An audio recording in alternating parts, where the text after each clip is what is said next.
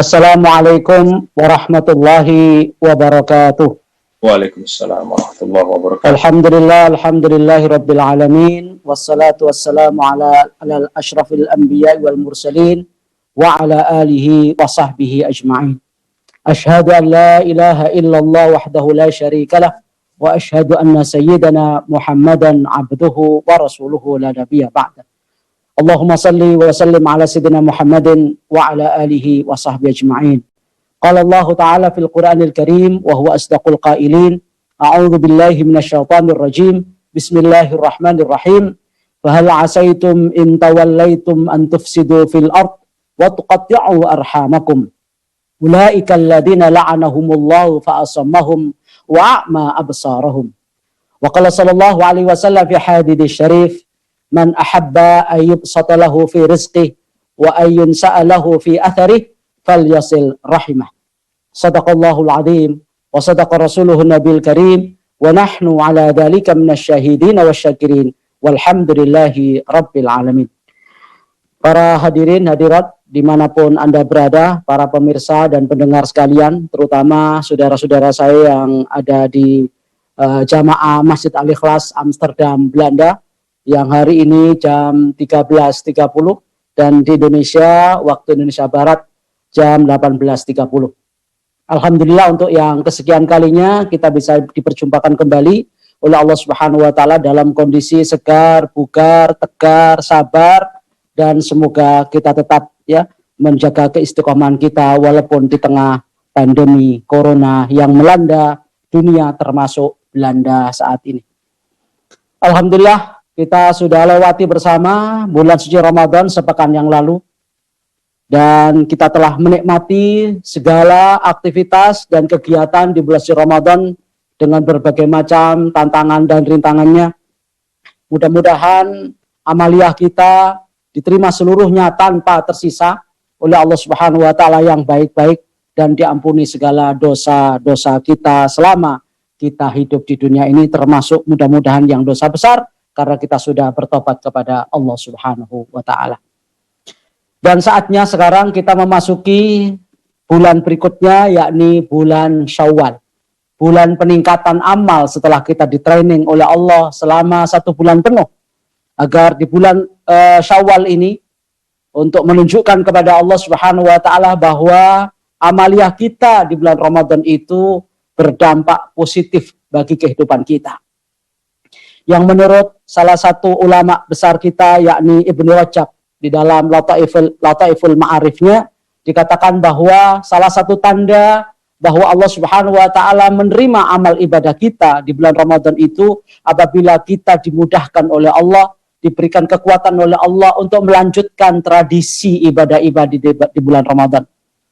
Kita masih diberi kekuatan dan kemampuan oleh Allah untuk ibadah, sholat 5 waktu berjamaah, sholat tahajudnya tetap dijaga, tilawahnya tetap terjaga, saumnya termasuk saum bulan Syawal ini tetap terjaga, dan ibadah-ibadah lain sifatnya sosial, yakni sedekah, infak, dan zakatnya.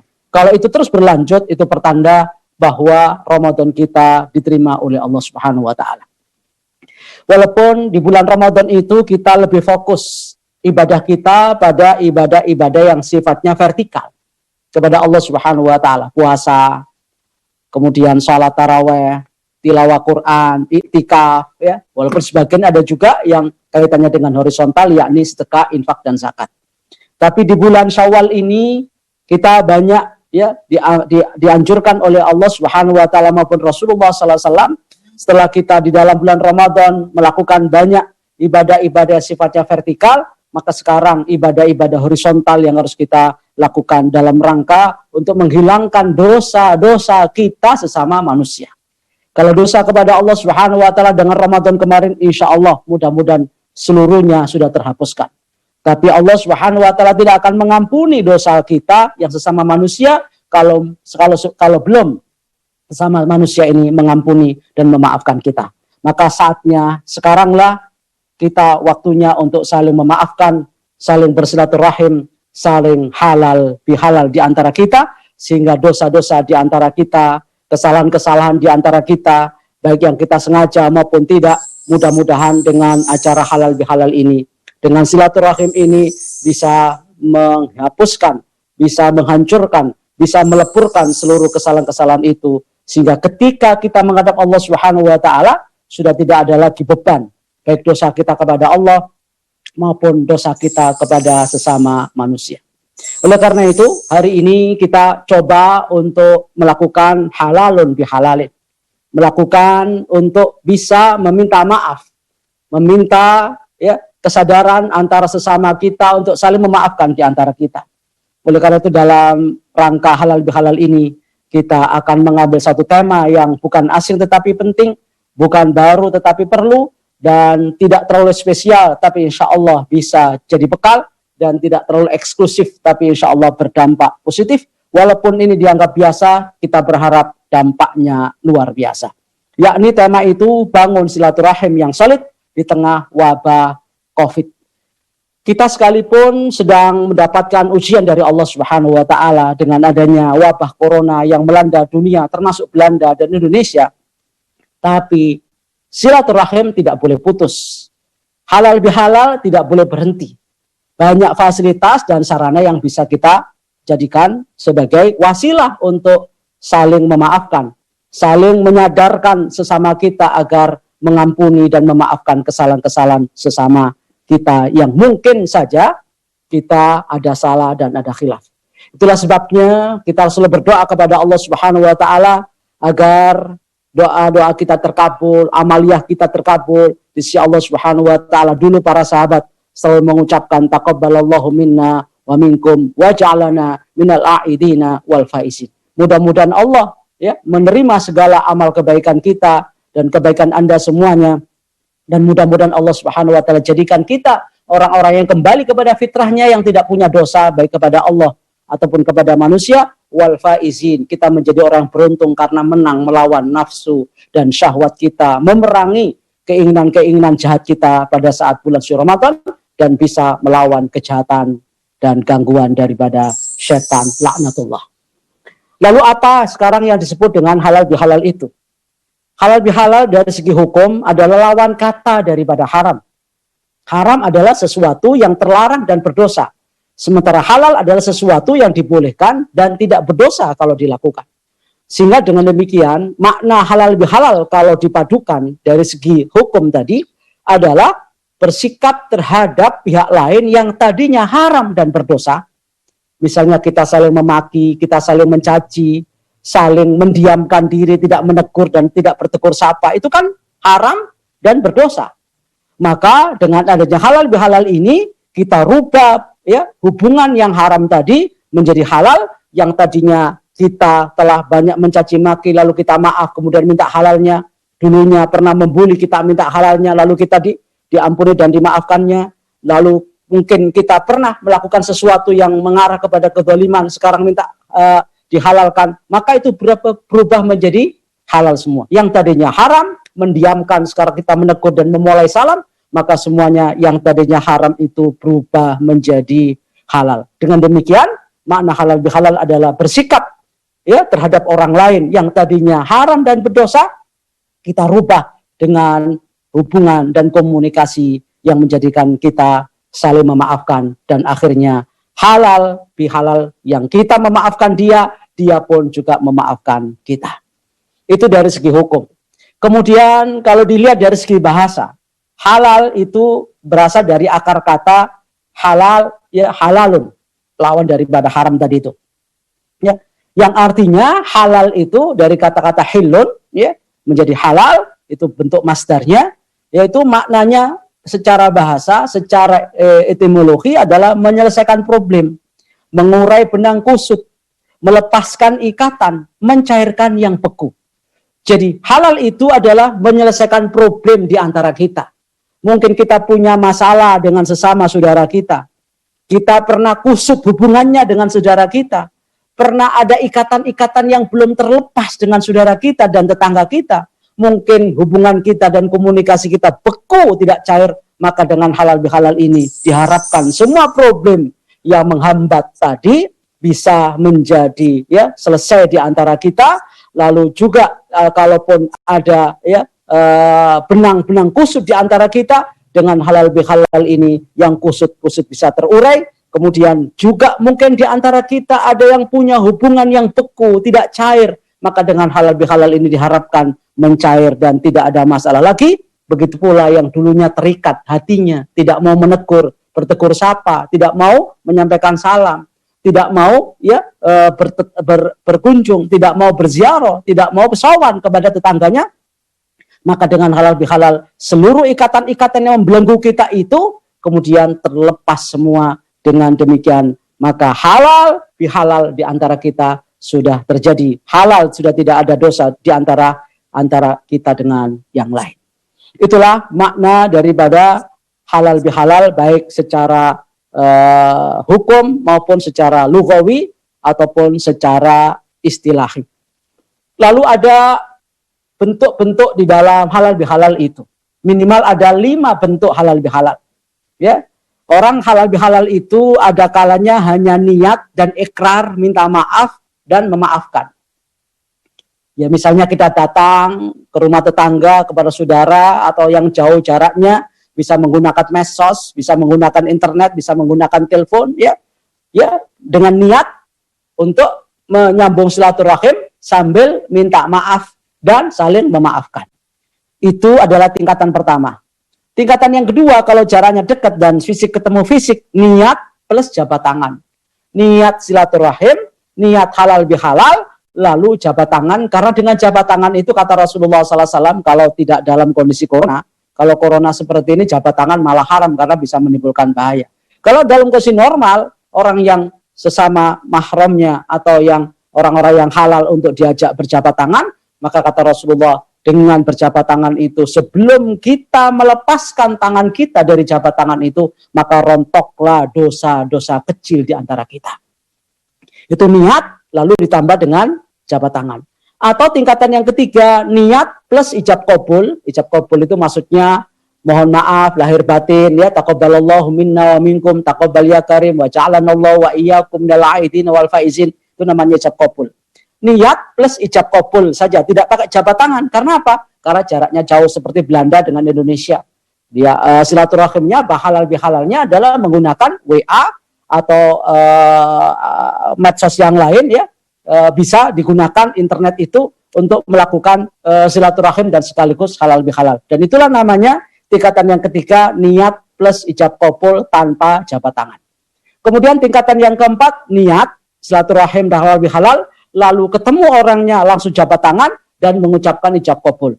Assalamualaikum, langsung jabat tangan, lalu dia ucapkan mohon maaf lahir batin, taqabbalallahu minna wa minkum, taqabbal ya karim, ya, dan selanjutnya dan selanjutnya. Itu adalah yang keempat. Lalu yang kelima, ya, dengan niat jabat tangan, ijab qabul plus datang ke rumahnya. Ini kalau memungkinkan. Dan ini yang paling sempurna. Ketika niat silaturahim, niat halal bihalal minta maaf, lalu kita jabat tangan dengan orang yang halal, kita ajak jabat tangan, kemudian dilanjutkan dengan ijab qabul, taqabbalallahu minna wa minkum, taqabbal ya karim, ya, ja'alanallahu wa iyyakum minal aidina wal faizin wal maqbulin, mohon maaf lahir batin, lalu kita datang ke rumahnya sambil menikmati hidangan kalau ada hidangannya. Nah, itu yang terbaik kalau kondisinya normal. Tapi sekarang ini kan kondisinya tidak normal. Maka yang di rumah pun itu tidak bisa sekarang ini bertetangga. Yang di Indonesia sekarang ini juga tidak ada yang saling silaturahim ke tetangganya, paling melalui WA atau melalui medsos yang lain, ya. Itu sarana-sarana yang menggunakan internet semua, walaupun tetangganya dekat. Tapi karena ini dalam kondisi corona sehingga hal-hal seperti ini yang biasanya normal kita lakukan, sekarang semuanya serba medsos. Dan ini karena kondisi terpaksa. Ya, karena kondisi darurat. Karena kalau kita sampai berjabat tangan, dikhawatirkan terjadi penularan dan nanti tidak memutus rantai penularan COVID-19 yang sangat membahayakan jiwa kita dan lingkungan kita bersama. Nah, itulah makna daripada halal bihalal, baik secara lughawi maupun secara hukum dan secara istilahi atau terminologi syar'i, serta beberapa tingkatan, ya, halal bihalal Tadi ada 5 perkara. Sekarang selanjutnya adalah pengertian dan hakikat silaturahim. Kalau tadi halal bihalal, sekarang apa pengertian daripada dan hakikat daripada silaturahim itu sendiri? Silaturahim terdiri dari 2 kata, silah dan rahim. Silatun itu bentuk masdar dari kata wasola yasilu silatan, yang artinya sambung atau sampai di satu tujuan, di satu tempat, satu lokasi. Atau yang sudah terputus menjadi sambung lagi, itu namanya wasolah. Maka seperti dalam ilmu sharaf itu ada namanya hamzatul wasli, yaitu hamzah yang untuk menyambung ketika tidak ada sambungan lain. Ya, uf'ul. Ya, ketika ada yang harokatnya di depan, ya hamzah wasol itu tidak bisa bunyi. Waf'ul, maka uf'ul-nya itu hilang karena itu hamzah wasol saja untuk menyambung saja. Nah, begitu pula kata sila itu hanya menyambung yang terputus, gitu ya, antara satu dengan yang lain. Sementara kata ar-rahim secara makna lughawi itu adalah membatu al-walad, jadi tempatnya anak, itu rahim, ya, tempatnya anak. Ya, jadi ketika ibu-ibu itu sedang hamil dan anaknya ya dikandung di dalam rahimnya, itulah makna rahim secara lughawi. Ya, maknanya adalah mambatu al-waladi wa wi'a'uhu fil batn. Jadi tempatnya anak yang ada di dalam rahimnya ibu itu. Tapi secara umum makna daripada rahim itu bisa maknanya kekerabatan, ya. Yaitu wa yutlaqu 'alal aqaribi wa hum man bainahu wa bainal akhari nasabun sawa'un kana yarithu amla sawa'un kana da mahramin amla. Kemudian makna yang lebih luas lagi bukan hanya sekedar rahim itu berarti ya anak sekandung, saudara sekandung, tapi lebih dari itu. Semua kerabat, baik itu yang punya nasab, yang punya waris atau tidak, bahkan saudara yang jauh pun termasuk bagian daripada rahim. Bahkan teman, sahabat, saudara yang barangkali mungkin saudara satu keturunan Bani Adam, itu masuk di dalam rahim itu sendiri kalau kita maknai lebih luas. Oleh karena itu makna rahim atau silaturahim itu ada 2, ada makna khusus, ada makna umum. Kalau makna khusus, rahim berarti silaturahim menyambung hubungan dengan kerabat dan keluarga saja. Yang satu nasab, satu mbah, satu kakek, satu nenek, ya, satu moyang. Nah, itu secara khusus. Makanya disebut dengan paguyuban keluarga besar. Tapi makna yang lebih jauh dari itu bukan dibatasi oleh nasab. Ya, makna rahim itu. Sehingga lebih luas lagi maknanya adalah menjaga hubungan baik dengan sesama manusia. Sekalipun tidak ada ya hubungan darah, tidak ada hubungan nasab. Tapi mereka satu nasab sesama manusia, yaitu dari Bani Adam. Baik itu dia muslim ataupun non-muslim. Terutama yang muslim, jangan sampai diputus hubungannya di antara kita semua. Karena itu akan menyebabkan dapatkan ancaman dari Allah Subhanahu wa Ta'ala. Bahkan kalau menurut versi Kamus Besar Bahasa Indonesia, itu hampir sama dengan makna yang umum bahwa makna silaturahim itu adalah mengikat tali persahabatan. Nah, persahabatan itu kan nggak ada keturunan. Persaudaraan itu bisa persaudaraan bukan hanya persaudaraan sekandung, bukan satu nasab, tapi persaudaraan yang lebih luas daripada nasab. Berarti semua orang yang ada di dekat kita, baik yang satu keluarga dalam arti satu nasab adalah rahim kita, tetangga-tetangga kita yang di sekitar rumah kita juga rahim kita, ya, teman-teman seprofesi kita juga rahim kita, teman-teman yang mungkin ketemunya di tempat jauh, di perantauan seperti Belanda atau tempat lain juga adalah rahim kita, walaupun tidak ada hubungan darah secara dekat. Tetapi mereka adalah rahim kita yang wajib kita hubungi kembali. Yang wajib kita sambung kembali, jangan sampai terputus. Itu makna secara luas. Makna secara umum daripada silaturahim. Sehingga silaturahim tidak hanya terbatas pada kerabat dekat, tapi juga kerabat jauh, bahkan yang tidak ada satupun ya keturunan dari kita, tidak ada hubungan darah dengan kita, walaupun mereka adalah termasuk Bani Adam yang satu keturunan dengan Nabi Adam itu. Oleh karena itu kalau dilihat lebih jauh lagi tentang hakikat silaturahim itu adalah berusaha berbuat baik kepada siapapun yang memutuskan hubungan silaturahim. Ya, jadi berbuat baik, berusaha bersikap baik kepada siapapun yang memutuskan hubungan silaturahim. Kemudian tidak menyambut kunjungan kita dengan baik, tidak membalas sapaan kita. Berarti intinya adalah kitalah yang memulai hubungan itu terhadap orang yang selama ini sudah putus hubungan dengan kita yang nyambung. Dan kitalah yang menyambut baik kepada orang yang selama ini sambutannya kurang baik dengan kita. Dan kitalah yang pertama kali menyapanya kepada orang yang selama ini nggak pernah menyapa kita. Jangan sampai kita membalas kejelekan dengan kejelekan. Lah ngapain saya silaturahim ke dia? Wong dia aja nggak pernah silaturahim ke saya. Ngapain saya menyambut baik? Wong dia saja nggak pernah menyambut baik ketika ketemu saya, senyum saja kagak, gitu ya. Ngapain saya nyapa duluan? Wong ketemu saja manyun terus nggak pernah negur. Nah ini nggak boleh. Justru kita yang harus memulai kepada mereka yang selama ini kurang baik sama kita, nggak pernah negur sama kita. Kita yang pertama kali negur. Nggak pernah nyapa sama kita yang pertama kali nyapa. Nggak menyambut baik dengan kita yang pertama kali menyambut baik ya, kehadirannya. Tidak pernah berhubungan dan tidak pernah komunikasi lagi dengan kita, sudah putus hubungannya, kita yang memulai hubungan kembali. Itulah hakikat silaturahim.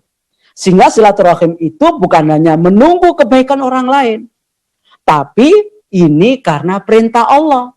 Orang baik apa tidak, tetap kita baik. Orang jahat sama kita balas dengan kebaikan. Itulah silaturahim yang sesungguhnya. Maka wajar apa yang dikatakan oleh Rasulullah SAW itu. Tentang hakikat daripada silaturahim itu adalah laisal wasilu bil mukafi, walakinnal wasila alladzi idza quti'at rahimuhu wasalah. Ya. Sesungguhnya bukanlah seorang penyambung silaturahim sejati itu yang menyambung silaturahim kalau dia baik. Ya. Jadi kalau orang pernah silaturahim kita balas silaturahim. Kalau pernah WA kita, pernah menghubungi kita SMS atau dengan Instagram ataupun dengan FB, kita juga membalasnya. Bukan itu namanya silaturahim. Orang pernah sowan ke kita balik sowan kepadanya. Pernah ziarah ke rumah kita balik menziarahnya. Pernah memberi hadiah kita balik memberikan hadiah. Pernah senyum kita balas dengan senyuman. Itu iya, tapi bukan hanya itu yang dimaksud dengan silaturahim. Tapi kata Rasulullah, walakinnal wasil alladzi idza quti'at rahimuhu wasalah. Yang sesungguhnya silaturahim sejati itu yakni orang-orang yang telah memutuskan hubungannya lalu kita menyambung.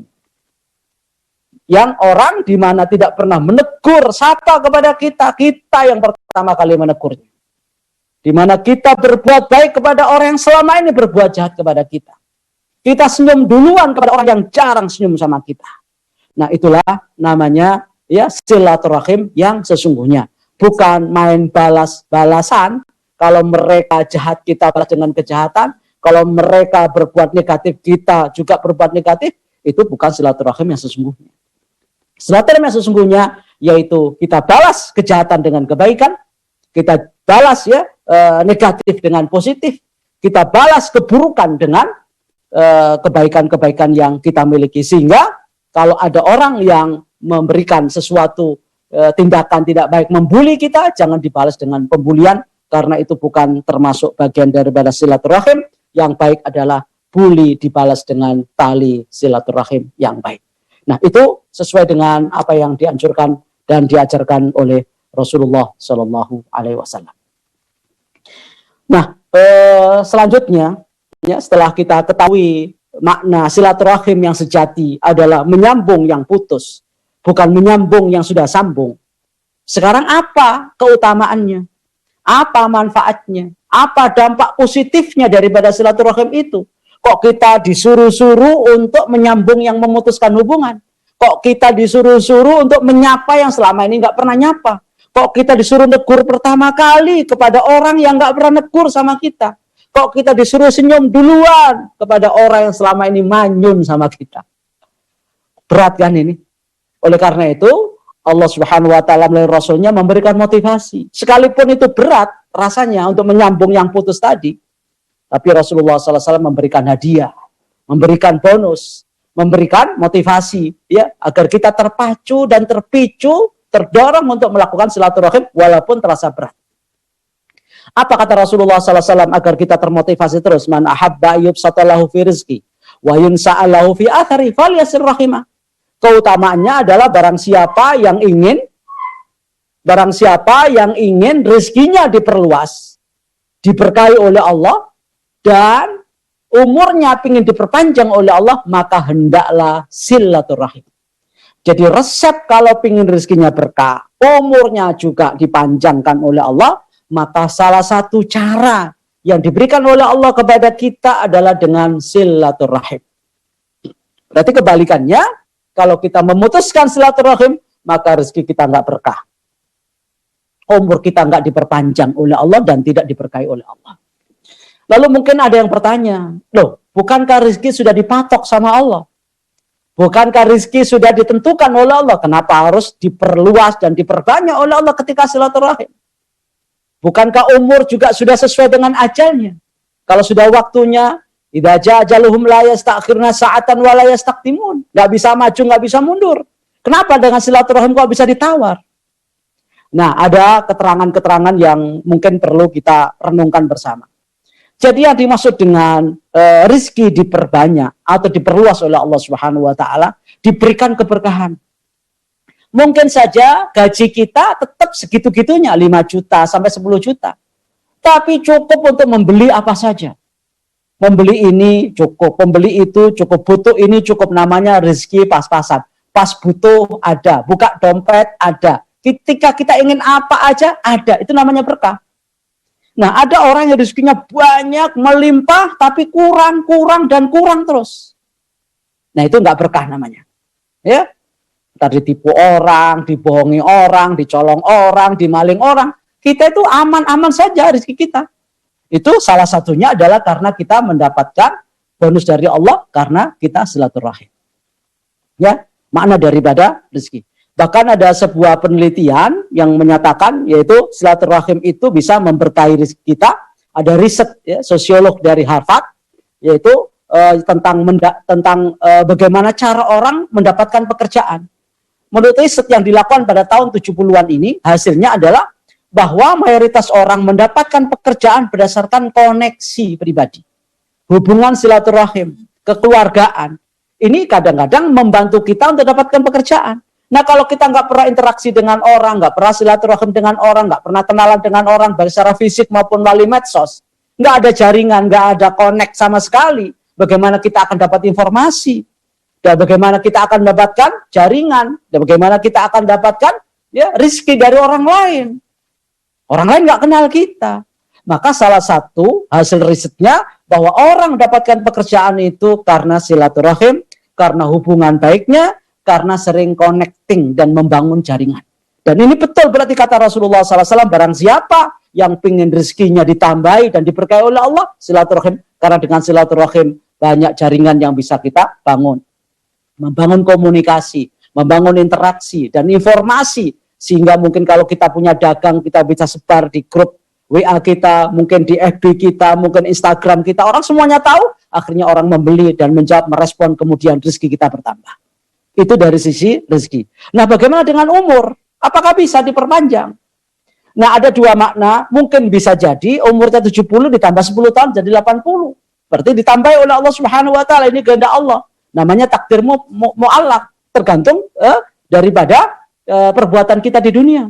Nah, kalau sudah takdirnya mubram, ya itu nggak bisa ditawar-tawar. Dan mudah-mudahan mu'allaq kemudian usaha dengan silaturahim itu diperpanjang. Atau makna daripada diperpanjang atau diberkahi oleh Allah, umurnya tetap 70. Atau 40 atau 45 tahun seperti umurnya Imam Nawawi yang penulis Arba'in Nawawi, Riyadhus Shalihin, ya, kitab Al-Majmu', kemudian syarah ya, Muslim, itu tulisan atau karya dari Imam Nawawi. Umurnya 40 tahun, 45 tahun beliau wafat. Tapi kalau dihitung karya tulisnya melebihi daripada umurnya. Itulah namanya umur berkah. Umurnya memang pendek, tapi karyanya, jasanya kepada masyarakat banyak.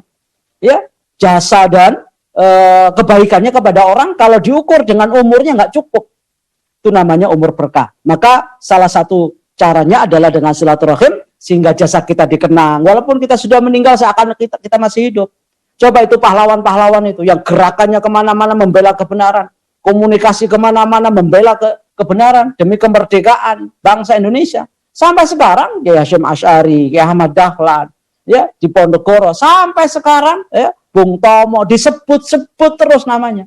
Karena mereka adalah orang yang banyak silaturahim dan komunikasi membela kebenaran, namanya sampai hari ini terus dikenang, nampaknya sampai hari ini terus hidup sebagaimana orang masih hidup walaupun mereka sudah mati. Dan ini sesuai dengan sebuah riset ya, bahwa silaturahim itu memanjangkan umur. Sebuah riset penduduk di Seattle tahun 97 di Amerika Serikat, ada keluarga yang suka silaturahim, biaya kesehatannya lebih rendah. Jadi keluarga yang sering gerak, silaturahim kemana, ke sana kemari, berarti sehat kan badannya, maka biaya kesehatannya lebih rendah. Karena mereka jauh lebih sehat dibandingkan keluarga-keluarga yang dekem dan stay at home seperti kita saat ini. Kurang gerak, kurang kesinar matahari. Jadi kita banyak sakitnya, banyak penyakit yang bisa menimpa kita. Maka dengan silaturahim, sekarang nggak bisa keluar-keluar, ya kita pakai jempol kita, menggunakan medsos kita masing-masing, itu sebagian daripada untuk melakukan hubungan silaturahim. Dan orang-orang seperti ini insya Allah dijamin sehat. Itu menurut penelitian. Bahkan MacArthur Foundation di Amerika Serikat juga pernah melakukan penelitian bahwa manusia lanjut usia atau manula bisa bertahan hidup lebih lama itu karena kerap silaturahim. Ya, dibandingkan dengan keluarga-keluarga yang tidak sering silaturahim. Jadi manula, lansia-lansia itu bertahan hidupnya itu karena mereka sering silaturahim. Kalau nggak silaturahim, maka mereka akan menjadi lebih duluan wafatnya karena mereka jarang silaturahim. Bahkan ada sebuah riset lagi tahun antara 65 sampai tahun 74, ada 2 orang ahli epidemi penyakit ya melakukan riset gaya hidup dan kesehatan penduduk Alameda Country, California sebanyak 4.725 orang. Mereka disurvei, diteliti, diriset, hasilnya ya angka kematian 3 kali lebih tinggi pada orang yang gaya hidupnya eksklusif, tertutup. Nggak kenal tetangga, nggak pernah silaturahim. Pokoknya lu, gue, aku, kamu, sudah nggak mau tahu dengan tetangganya. Itu kematiannya lebih tinggi 3 kali dibanding mereka yang rajin silaturahim. Rajin bertetangga, rajin menjalin hubungan dan komunikasi. Karena dengan komunikasi menjadi bahagia, stresnya hilang. Membagi kesedihan, membagi kebahagiaan. Itu akan menghilangkan stres, menghilangkan kesedihan. Tapi mereka yang mikir sendiri, apa-apa dipikir sendiri, nggak pernah komunikasi sama orang, nggak pernah cerita sama orang, hubungan sama orang, enggak, tertutup hidupnya. Itu semua jadi tanggung sendiri, nyesek sendiri, jantungnya kumat sendiri, ya akhirnya mati duluan dibanding yang lain. Nah ini adalah hasil riset. Berarti apa yang dikatakan oleh Rasulullah SAW tadi, bahwa ya man ahabba ayyub satalahu fi rizki. Barang siapa yang pingin rezekinya ditambah, maka banyak komunikasi, ordernya tambah, jaringannya tambah, bisnisnya berkembang karena banyak komunikasi dan jaringan dan koneksinya juga banyak, sehingga pekerjaan dapat diraih dan gampang untuk mendapatkannya. Lalu umurnya diperpanjang, kalau nggak diperpanjang nama kita dikenang karena kebaikan kita. Seakan-akan yang sudah meninggal saja sampai hari ini masih dikenang karena kebaikannya sehingga seakan-akan masih hidup. Dan itulah yang disebut oleh Rasulullah SAW, wa ayyun sa'alahu fi athari, barang siapa yang ingin diperpanjang umurnya, maka hendaklah silaturahim kepada saudaranya.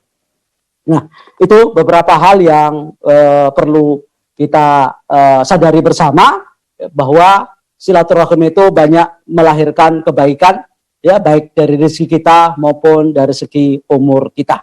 Walaupun kadang-kadang orang silaturahim itu, ya tingkatan manusia saat silaturahim ada silaturahim basa-basi. Ya pokoknya pantes-pantesan aja lah. Daripada nggak ngucapin apa-apa, ya ngucapin taqabbalallahu minna minkum, basa-basi aja. Ada juga silaturahim, ya gosip, menyebar maksiat, ya yang bully sana sini. Memang main WA, main FB, tapi isinya gosip-gosip melulu. Isinya adalah membuli orang, isinya adalah menghujat orang, memaki orang. Itu namanya silaturahim yang penuh maksiat, nggak ada pahalanya itu. Ada juga yang silaturahim produktif. Produktif dalam arti umurnya diperpanjang, produktif dalam arti rezekinya diperbanyak oleh Allah. Setelah silaturahim, ya bisnisnya meningkat.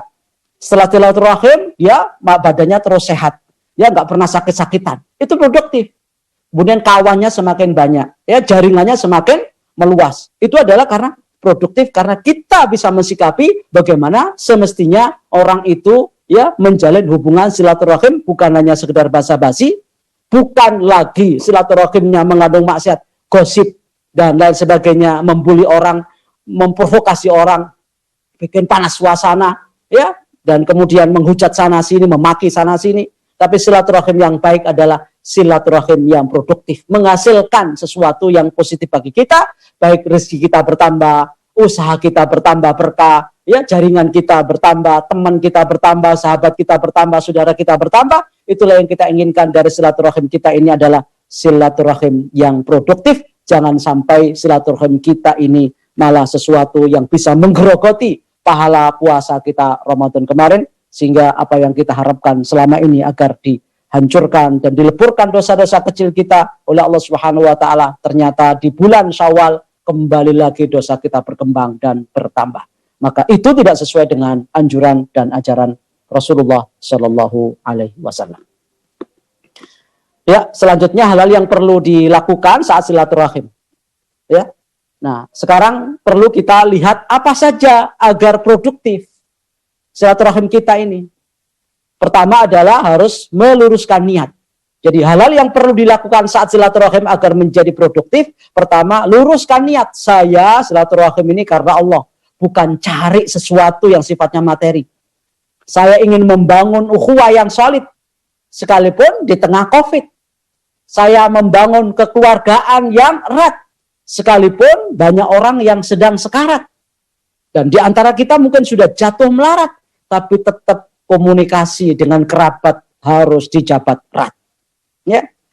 Kemudian di samping niat juga mengucapkan salam, assalamualaikum, baik langsung maupun melalui medsos, menunjukkan sikap yang ramah dan bersahabat, ya, dengan saudara kita, dengan kerabat kita, dengan teman kita. Tunjukkan persahabatan dan persaudaraan itu, keramahan itu, dengan bukan kemarahan kepada yang lain. Kemudian yang tidak kalah pentingnya, ya, etika agar silaturahim kita menjadi produktif adalah memiliki mentalitas memberi. Jangan ketika kita silaturahim malah pingin diberi. Wah, saya ke sana biar dapat ampau, biar dapat amplop gitu ya. Nah, nggak boleh itu. Mestinya kita yang bawa hadiah. Saya mau silaturahim dengan bawa hadiah dan tidak berharap diberi kembali. Tapi ini bagian daripada hadis Rasulullah SAW menyatakan tahadu tahabu. Saling memberi hadiahlah kalian akan saling cinta. Tanpa mengharap balasan orang lain. Kita beri nggak memberi nggak apa-apa. Kalaupun dia memberi, ya alhamdulillah. Tapi ketika kita memberi, itu semata-mata karena menjalankan syariat Allah dan Rasulnya, bahwa saling memberi hadiah itu akan mendekatkan hati kita dan saling menyinta di antara kita, sehingga tidak ada konflik di antara kita karena gara-gara kita pelit dan mengharapkan pemberian orang lain. Kemudian yang tidak kalah pentingnya, hal-hal yang perlu dilakukan pada saat silaturahim adalah saling mendengarkan dan bertanya. Jangan seperti sekarang silaturahim duduk bareng-bareng semuanya diam semua, sibuk dengan HP-nya masing-masing. Memang secara fisik ketemu, tapi kita secara hati nggak ketemu. Setelah selesai, gamenya selesai, WA-nya selesai, medsosnya selesai, pamitan. Loh kok pamit? Ya udah selesai Pak, gamenya udah game over. Jadi dia ke situ hanya main game. Di situ hanya menyelesaikan tugas-tugas WA yang grupnya banyak itu. Dia menyelesaikan semua chatting-chattingan yang Instagram maupun di FB. Setelah selesai, dia pamitan. Ini nggak benar. Secara fisik kita ketemu, tapi secara batin nggak ketemu. Ini namanya dekat tapi jauh, ya, kita dekat tapi jauh dengan orang yang kita kunjungi. Sementara di orang yang di tempat jauh sana semakin dekat karena ada di HP kita. Memang teknologi bisa mendekatkan yang jauh dan menjauhkan yang dekat, seperti sekarang ini banyak orang bertamu tapi mereka sibuk masing-masing dengan HP-nya.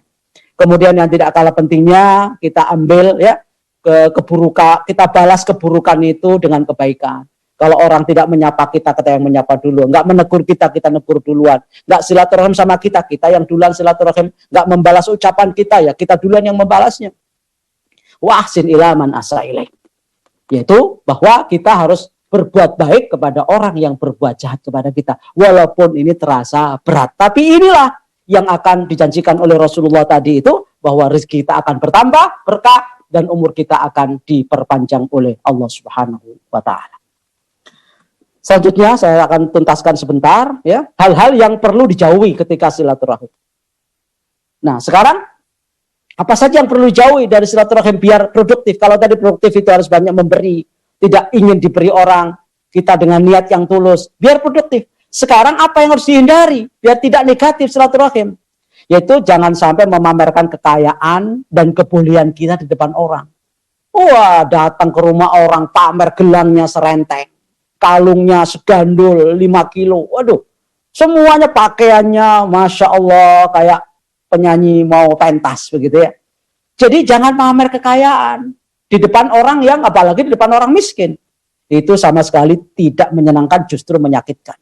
Lalu jangan bersikap sombong sekalipun kita orang kaya dan menjadi pejabat tinggi di daerahnya. Tunjukkan kerendahan hati, ketawaduan kepada orang lain. Jangan lagi ketika kita silaturahim malah ghibah kemana-mana, bikin gosip kemana-mana, maki-maki kemana-mana, ya membuli orang di mana-mana, dan bahkan memprovokasi agar orang panas melakukan suatu kejahatan. Nggak usah mengadu domba, nggak usah hasad ya, nggak usah menebarkan opini negatif, hindari permusuhan batin, dan tidak terlalu lama ketika kita silaturahim. Walaupun itu melalui chatting, nggak usah lama-lama karena banyak orang yang punya kepentingan lain. Apalagi kalau di rumah orang, lama banget kita jadi tamu.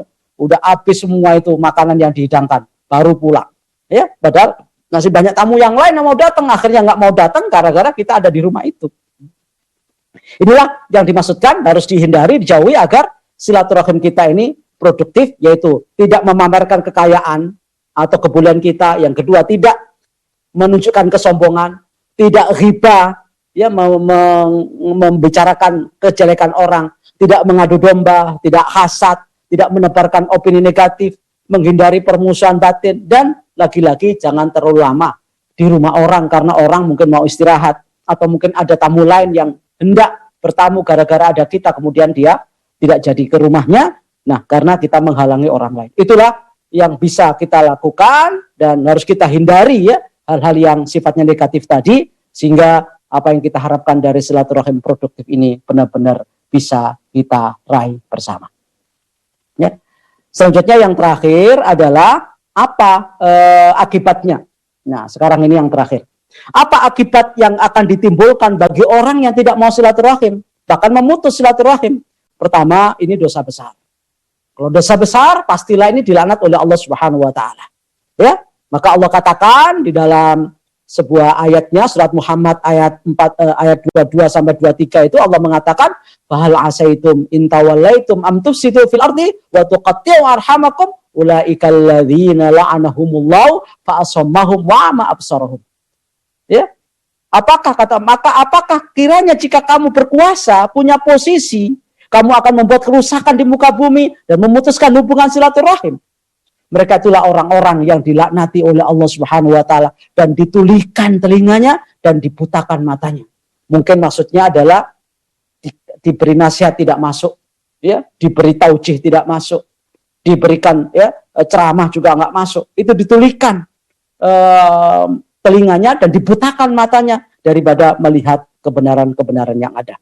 Oleh karena itu Allah Subhanahu wa taala mengancam di samping dilaknati orang yang selalu sering melakukan ya atau memutuskan hubungan silaturahim atau biasa disingkat dengan pemutusan hubungan PHS, pemutusan hubungan silaturahim, istilah saja ini. Jadi PHS, ancaman yang kedua tadi yang pertama dilaknat oleh Allah, dijauhkan rahmatnya Allah Subhanahu wa taala, berarti didekatkan kepada laknatnya, dan kalau dilaknat berarti salah satunya akan diberikan penyakit dan musibah. Yang kedua, dipercepat adabnya di dunia.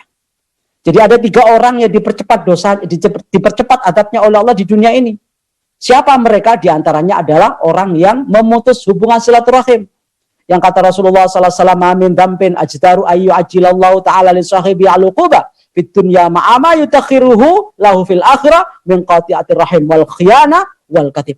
Wa inna ajala ta'ati thawaban la silaturahim hatta inna ahlal baiti liyakunu fajaratan fatanmu amwaluhum wa yakthuru adatuhum idza tawassalu." Tidak ada satu dosa yang lebih dipercepat oleh Allah Subhanahu wa taala sanksinya di dunia ini, di samping juga masih ada cadangan sanksi dan siksa di akhirat. Apa yang dipercepat di dunia? Pertama adalah memutuskan hubungan silaturahim. Yang kedua adalah berkhianat, mendolimi diri dan orang lain, wal kadhib, dan dusta. 3 dosa inilah yang dipercepat azabnya di dunia oleh Allah Subhanahu wa taala. Sementara yang dipercepat pahalanya oleh Allah Subhanahu wa taala adalah silaturahim.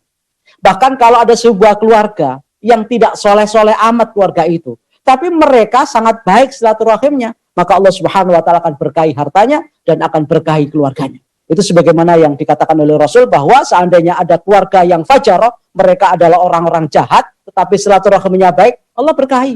Apalagi kita orang soleh-soleh, sudah banyak silaturahimnya, maka Allah Subhanahu wa taala lebih banyak lagi memberkahi kita. Dan apabila nanti pada saat disetorkan amal kita setiap Senin dan Kamis, orang yang suka memutuskan hubungan silaturahim, sanksi yang ketiga adalah ditolak amalnya, ditunda dulu. Kata Allah, jangan dilaporkan dulu sampai orang ini berdamai. Orang yang memutuskan silaturahim itu ditolak dulu hari Kamis dan Senin, yang sebagaimana dikatakan oleh Rasul, amal kita dilaporkan kepada Allah Senin dan Kamis. Pada saat itu Allah Subhanahu wa taala tolak sampai mereka berdamai. Dan yang terakhir, bahwa ancamannya kita akan menjadi orang yang bangkrut di akhirat. Karena semua amal kebaikan kita diambil orang yang pernah kita zalimi, yang pernah kita aniaya. Kalau sudah habis amal soleh kita, maka dosa orang yang pernah kita aniaya dan kita bully, kita zalimi, itulah yang ditimpakan kepada kita oleh Allah Subhanahu wa taala, sehingga mestinya kita masuk surga karena sudah kehilangan modal kebaikan, hanya sisa dosa kita, dan dosa kita ditambah dari dosa-dosa orang yang pernah kita aniaya, maka dosa kita bertambah, pahala kita berkurang, bahkan tidak ada tersisa. Akhirnya rencananya kita masuk surga, tapi Allah Subhanahu wa taala jebloskan kita ke dalam neraka. Nah, waliyadzubillah, mudah-mudahan itu tidak terjadi kepada kita, sehingga kita mudah-mudahan dirukunkan kembali oleh Allah dan diakrabkan kembali oleh Allah Subhanahu wa taala dengan menjalin halal bihalal dan silaturahim ini, sehingga mudah-mudahan apa yang kita harapkan dari janji Rasulullah SAW bahwa diberkahi hartanya dan dipanjangkan umurnya benar-benar terjadi dan bisa kita raih bersama-sama. Mudah-mudahan apa yang saya sampaikan ini bermanfaat dan mendapat berkah dari Allah Subhanahu wa taala. Kurang lebihnya mohon maaf. Wabillahi taufiq wal hidayah wa ridal inayah wal afu minkum wallahul muwaffiq ila aqwamit thoriq. Assalamualaikum warahmatullahi wabarakatuh. Al-Hikmah TV, media referensi Islam. Dapat diakses di www.alhikmahtv.com dan Play Store Android Al-Hikmah TV.